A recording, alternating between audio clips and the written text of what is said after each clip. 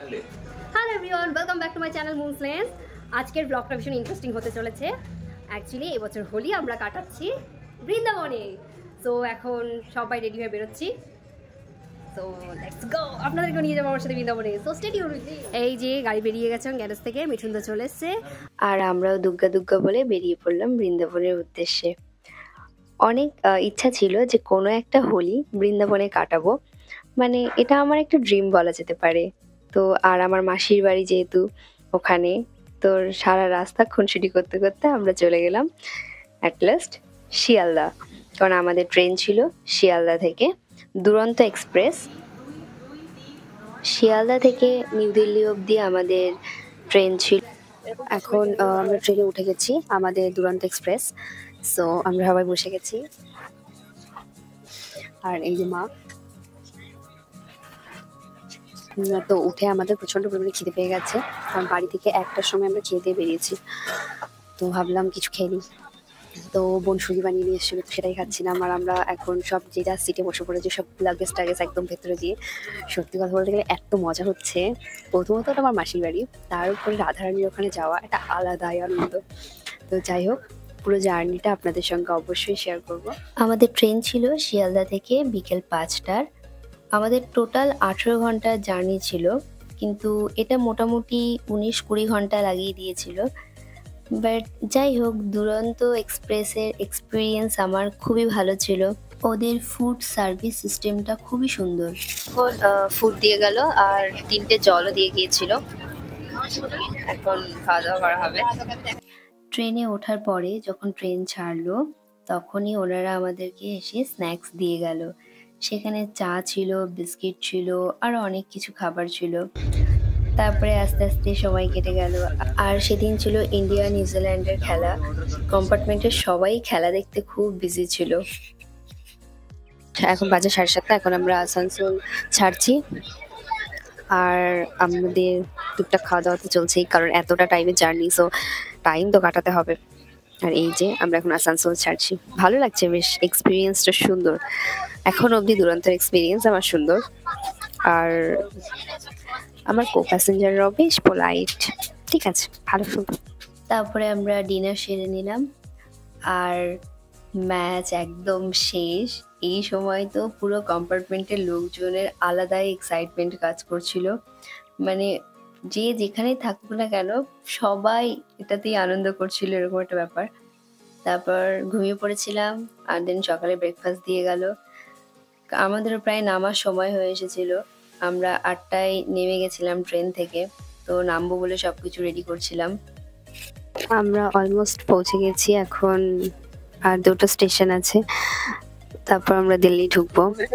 আর পুরো ট্রেন জার্নিটা দিনের বেলাটা খুব ভালো ছিল, বাট রাতের বেলাটা আমার একদম ভালো লাগেনি, কারণ আমি ঘুমাতে পারিনি। আর দ্যাটস আমার সব টাইম ভমিটিং হয়ে গেছে। আমি মাসি বাড়ি গিয়ে পুরো লম্বা একটা ঘুম দেবো। সকালবেলা আমি তো ব্রেকফাস্ট দিয়েছিলাম, সেটাও ঠিক করে খাইনি। চা নিলাম, তাও ভালো লাগলো না, আমার শরীরটা খারাপ লাগছে। এখন ট্রেন দাঁড়িয়ে আছে। আর ট্রেন যখন দিল্লি ঢুকবে ঠিক আমরা যমুনা রিভারের ওপর দিয়ে যাচ্ছিলাম।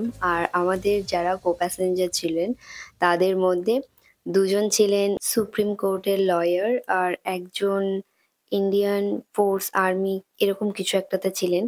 তো যারা লয়ার ছিলেন তারা প্রবাসী বাঙালি, মানে ওখানেই থাকতেন, কলকাতায় কোনো একটা কেসের কারণে এসেছিলেন। তো তিনি তাদের মধ্যে একজন আর কি, আমাদেরকে বলছিলেন যে এটা এই জায়গা, ওটা ওই জায়গা। তার কাছে গল্প শুনতে শুনতেই ট্রেন দিল্লি ঢুকে গেল। বেশ মজা লাগছিল, কারণ ফার্স্ট টাইম আমি দিল্লি যাচ্ছি, আর তাও আবার ট্রেনে। বাইরে আমার ভাই ওয়েট করছিল, ও আমাদেরকে নিতে এসেছিল বৃন্দাবন থেকে। তো আমরা এখন চলে এসেছি দিল্লি স্টেশনে দাঁড়িয়ে আছি, আর ভাই আমাদেরকে নিতে চলে এসছে, মাও দাঁড়িয়ে আছে। সেই যে আমাদের লাগেজ পত্র নিয়ে আমরা এখন ওয়েট করছি গাড়ির জন্য। বাপরে, আমি নেমে আর ভিডিওই করতে পারিনি, মানে এত তাড়াতাড়ি ভেতর থেকে এসেছি। তারপরে মায়ের হুইল চেয়ার ছিল, যেহেতু মায়ের পা ভেঙে আছে। প্রথমবার দিল্লি প্ল্যাটফর্মে গিয়েছি, সেই জন্য ঘুরে ঘুরে চারদিকটা দেখছিলাম, ভালো লাগছিল বেশ। আর নতুন কোনো জায়গায় গেলে সেই জায়গাটা একটু চারদিকটা ঘোরা বা দেখা, এটা আমার খুব ভালো লাগে। তো সেগুলোই দেখছিলাম, হেঁটে হেঁটে বেড়াচ্ছিলাম, কারণ আমাদের ক্যাব আসতে দেরি করছিল, অনেক জ্যাম ছিল। তারপরে আমরা ক্যাবে উঠে গেলাম। যতই অন্য জায়গা হোক, রাস্তাঘাট ঠিক আমার কলকাতার মতোই লাগছিল। ট্রেন থেকে নামার পরে গাড়িতে উঠে গেছি, এখন যাচ্ছি মাসি বাড়ির দিকে। ভিড়, এত লোক, মা গো, মানে কলকাতার থেকে বেশি ভিড় লাগছে আমার। না, হয়তো কলকাতা আমার চেনা জায়গা বলে ভিড়টা আমার কম মনে হয়। আর এখন সেন্ট্রাল দিল্লি থেকে আমরা নিউ দিল্লির দিকে যাচ্ছি, ওল্ড দিল্লিকে পিছনে ফেলে।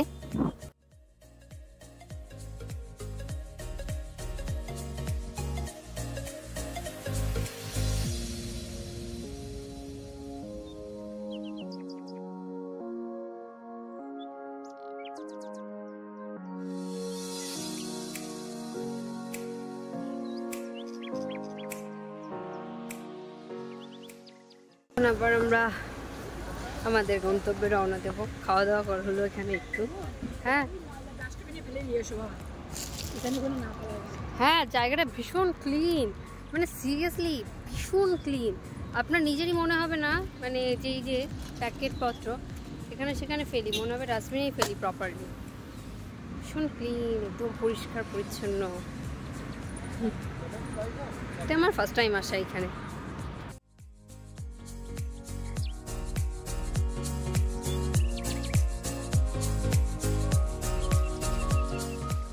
কি অসম্ভব রোদ। আমরা অলমোস্ট বৃন্দাবন থেকে আর 8 কিলোমিটার দূরে আছি। এখন আর একটা গাড়ি ঢুকতে দিচ্ছে না। এবার আমাদেরকে ওই ব্যাটারি গাড়ি বা ইজি বাইকগুলো নিয়ে যেতে হবে, যেগুলো আমাদেরকে টুকটুকি বলে, টোটো গাড়ি, ওগুলো নিয়ে আমাদেরকে যেতে হবে মাসি বাড়ি অবধি।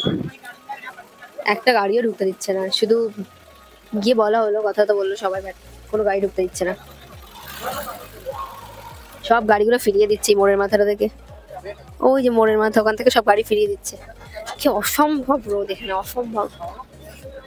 বৃন্দাবনে যেহেতু 1 মাস আগে থেকে হোলি শুরু হয়ে যায়, তাই রাস্তায় সবাই পরিক্রমা করতে বেরোয়। এই যে এনারা সবাই পরিক্রমা করছেন, সেই কারণে সমস্ত গাড়ি যাওয়া বন্ধ করে দেয়। বাড়িতে এসে তোমার কেমন লাগছে? খুব ভালো লাগছে, ঠাকুর আমার এনেছে বলে তাই আমি এসেছি, নাই আমার আশাই হতো না এই পা নিয়ে। হ্যাঁ, আমার মায়ের ঠাকুরের ইচ্ছা। তোমার কেমন লাগছে বলো? দেন মাসির বাড়িতে পৌঁছানোর পরে কে কতটা খুশি সেটা শুনে নিলাম। আর আমার মাসির বাড়ি বৃন্দাবন হওয়া সত্ত্বেও আমি এই প্রথম ওখানে গেলাম। মাসিরা প্রতি বছর আসে, তো চেনা জায়গায় যাওয়াটা প্রবলেম হওয়া উচিত না, তবে একটু প্রবলেম হয়েছিল রাস্তায়। তো যাই হোক, আজকে ভিডিওটা এখানেই শেষ করছি। ভিডিওটা ভালো লাগলে লাইক করবেন, কমেন্ট করবেন, চ্যানেলটাকে সাবস্ক্রাইব করবেন। Thank you for watching my video.